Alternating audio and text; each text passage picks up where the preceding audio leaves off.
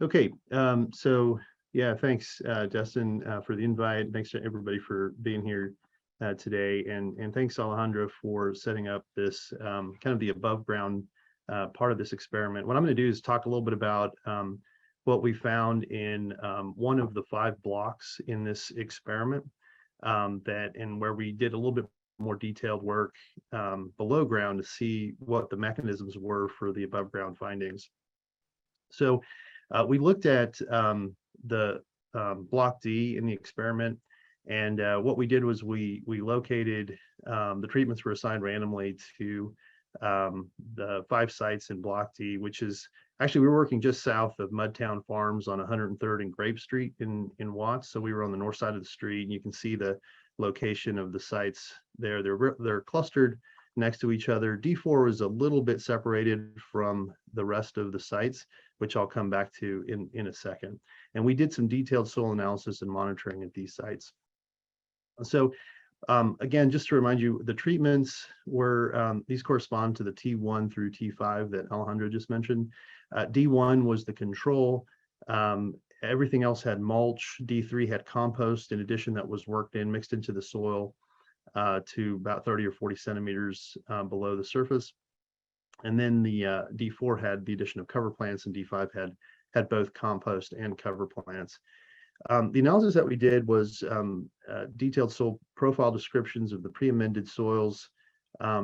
We sampled for bulk density, soil carbon, both organic carbon and inorganic carbon, soil nitrogen of the pre and post amended soils.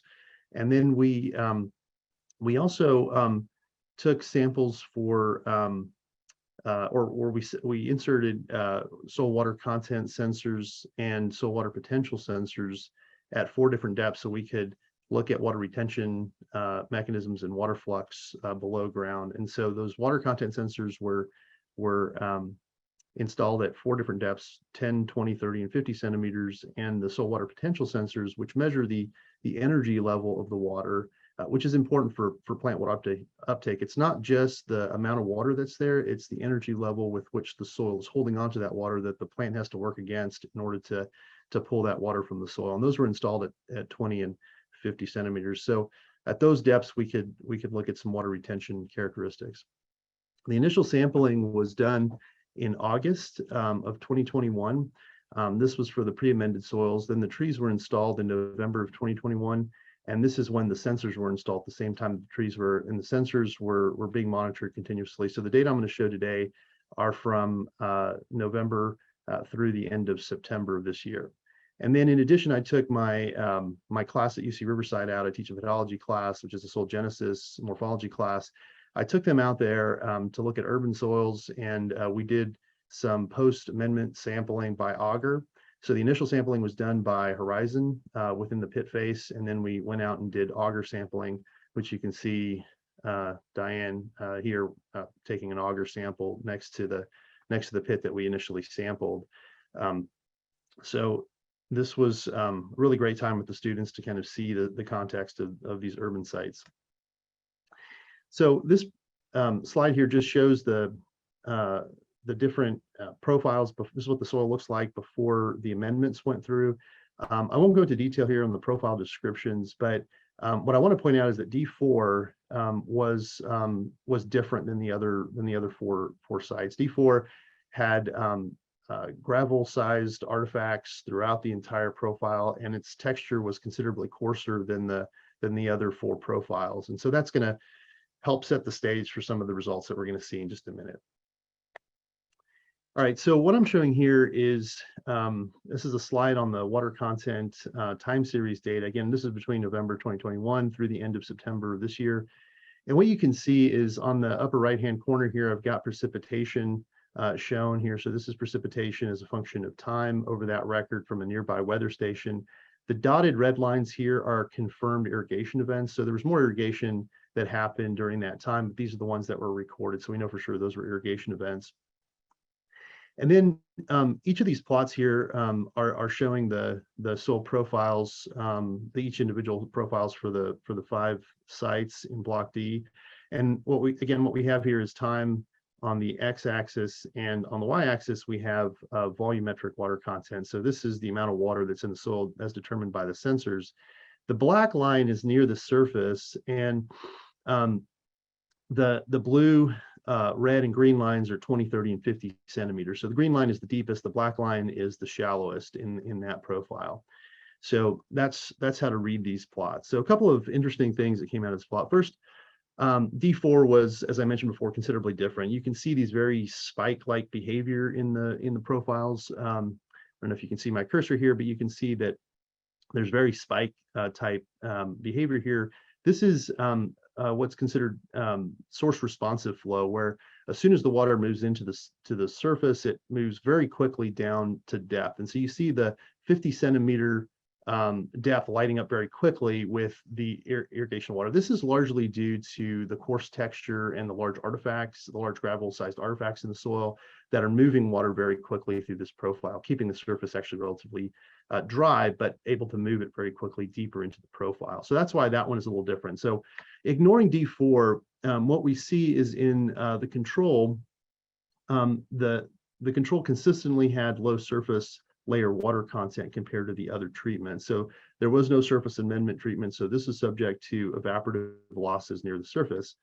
But you can see that the mulch improved the surface water content by keeping it relatively high during the period of record. So the black line is very close to the colored lines here. So the surface stayed high in water content throughout the period of record. And as we know that when we put mulch down, that allows us to preserve the water near the surface. The main reason for that, in addition to shading and cooling and lowering evaporative demand from the mineral surface, is that the putting down a coarse layer like that creates very large pores that make it very difficult for the water to be transported up. It has a very low unsaturated hydraulic conductivity when those pores drain. And so the water just can't get past that barrier, and it keeps it within the soil. So, and that's what we're seeing in that D2.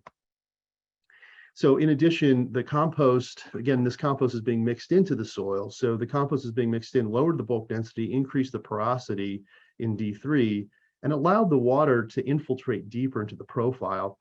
You can see those spikes at 20 centimeters. So the water is moving very rapidly through the first 10 centimeters. It's being slightly picked up, but then dried down again very quickly at 20 centimeters. And it's being picked up at 50 centimeters in the green line. So you can see that that's especially the case in the May through July, where you have the irrigation events. The two large spikes are really responding to precipitation events, and the May through July spikes there at the lower depths are happening because of the irrigation. And then what was interesting about the mulch, compost, and cover plant treatment is that the cover plants utilize water near the surface, which reduced the amount of water draining to 30 and 50 centimeters. And you can see that especially in the May through July time period, we don't see those spikes anymore as compared to D3. And that's because the water essentially is being utilized near the surface before it has an opportunity of moving deeper into the profile. By the way, the time resolution of these curves are at 10-minute intervals. So this is very high frequency data. So we were able to combine the soil water content and the soil water potential sensors in order to determine the water retention curve. And we were able to calculate effective porosity for 20 and 50 centimeter depths. And effective porosity is the largest pore size within the soil. So it's not just the total porosity, but the actual largest pores in the soil. And that's important because the effective porosity is highly correlated to the ease with which the water can move through the soil. So it's highly correlated to the conductivity of the soil. And so what we see is that at the 20 centimeter depth, the mulch plus compost treatments, that's D3 and D5, really had the highest gains at 20 centimeters over the control in terms of effective porosity. And again, that matches the data that we were seeing with the moisture dynamic curves. For the bulk density and the total porosity, what I want to point out here is that the bulk density was lowest for the mulch and the mulch plus compost treatments at 50 centimeters. And the reason why that's significant is because this is not the direct influence of those treatments.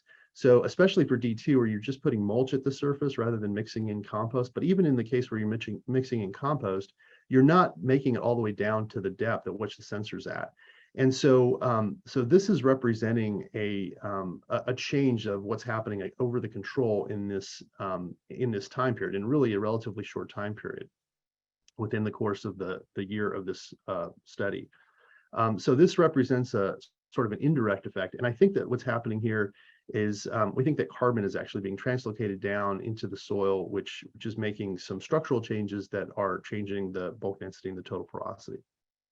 And again, we see that with the effective porosity at 50 centimeters as well, being higher than the control.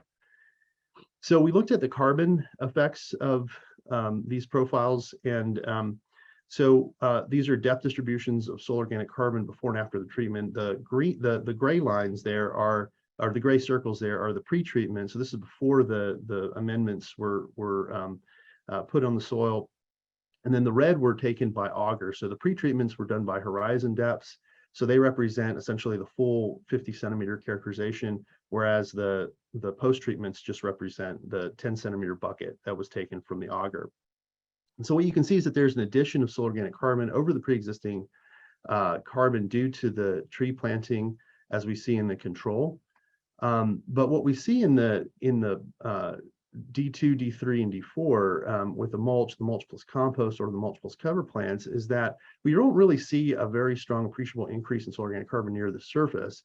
However, we do see a slight increase near 50 centimeters. And this increase is likely from translocation of the carbon being moved down from the enhanced hydraulic properties that are moving carbon down as the soil through the addition of the soil carbon through the amendments. And through decomposition of the additional carbon. This high peak at D2 is due to a spatially discrete lens with a higher concentration of soil organic carbon within the horizon that was sampled, that we noticed in the pre-treated sample. So basically the auger just didn't hit that small lens that was there. And this just goes back to the importance of understanding the soils in the soil context, doing a description and seeing the actual soils that are there, because that makes sense of these data in ways that we wouldn't be able to make sense of otherwise. And then last, the mulch plus compost with cover plant really showed the largest increase in the additional soil organic carbon throughout the profile. So this is more of a substantial increase. So the cover plants really helped add more carbon to the system. So when we're talking about optimizing soil structure for urban health, the enhanced hydraulic properties, and what I mean by soil structure is really aggregation changes that are affecting hydraulic properties. The enhanced hydraulic properties and movement of water to the subsurface in D2 and D3, they help explain the optimum tree growth that we observed in the mulch and the mulch plus compost treatments that Alejandro mentioned across the entire experiment. Remember, this is just one block within the 5-block experiment. So the information that Alejandro presented was for the whole study, and this is just for one window into one of the blocks of what's happening in the subsurface. So the indirect change in soil hydraulic properties observed at 50 centimeters may be due to the translocation of soil organic carbon, which is impacting the aggregation of the soil at that depth.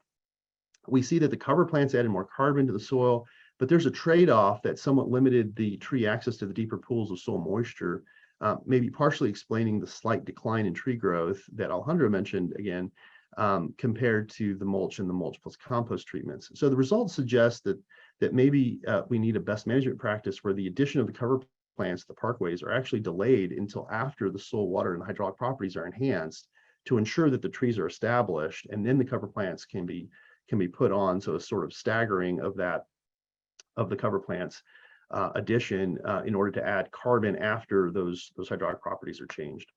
So in summary, because of the high variability present in the urban context, the replication is really important to capture the hydraulic response and practices aimed at improving soil health. Here we don't have really that replication, because this is just one block that we wanted to kind of hone in on and see what was going on. And then the high resolution soil property data at the plot and parcel level are needed to make informed decisions related to soil health. But nonetheless, a carefully designed, relatively small, detailed study in urban soils can really help reveal the best management practices relevant to the processes that are underlying the findings that we're finding in the above ground outcomes. And so basically we learned something. Even with just the small, carefully designed study, we learned something through this process. But overall, these nature-based treatment findings can really help set the context for developing better strategies for soil health enhancement and improving soil function that are tailored to the desired use of the space and the community needs. Things like carbon sequestration for parkway tree growth, etc. All right. Just want to acknowledge everybody who's been a part of this this Watts demo, and happy to, we're probably out of time for questions, but happy to turn it over to Dustin.